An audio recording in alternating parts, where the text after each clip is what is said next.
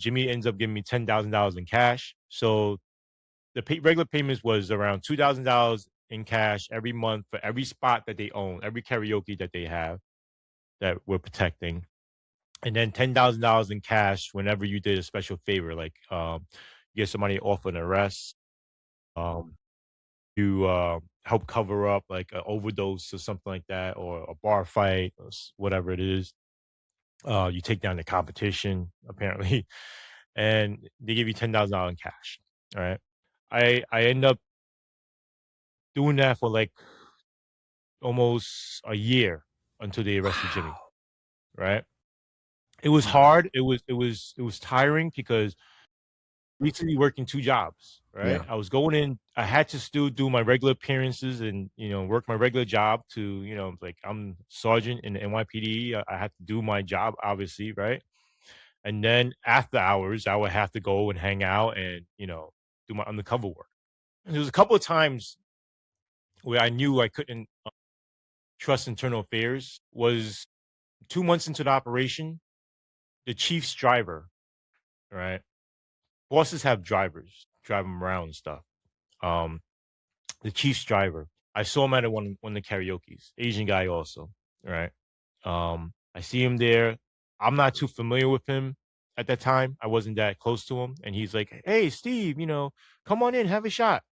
And I'm like, "How do you know my name? Like, I know your name, but I don't know you like that, right? So why are you inviting me to come in?" And two, I'm in uniform and I'm talking to the security guard because the security guard was my CI, my confidential informant. He would tell me like, "Oh, this person's in here, or this wanted person's here, or that person has a gun, or that person has drugs, whatever."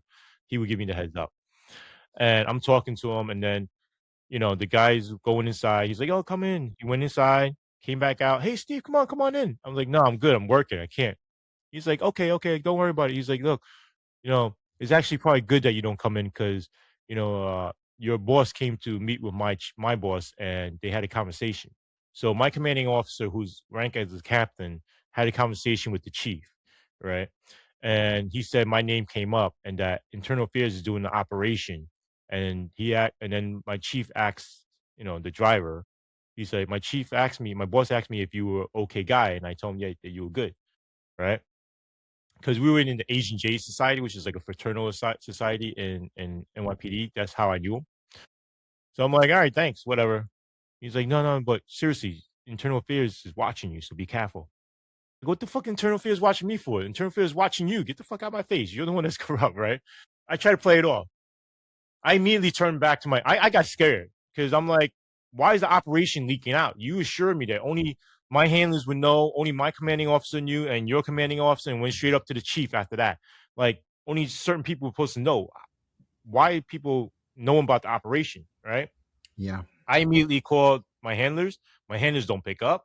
I call my commanding officer. My commanding officer's like, "Oh, so what did he say?" I told him what he said. He's like, "Okay," because I had a meeting with the chief because she's my direct uh, supervisor, so I had to, report to her if there's a operation or whatever in the precinct. But let me talk to internal affairs and the commissioner and see what we could do to get around that. God. So after that, he stopped reporting to the chief. Right, the commissioner was like, "Don't report to her anymore." Right, so fine. And by commissioner, I don't mean Bratton at the time. I meant the commissioner of internal affairs. Right. So whatever the case, that was one time it leaked.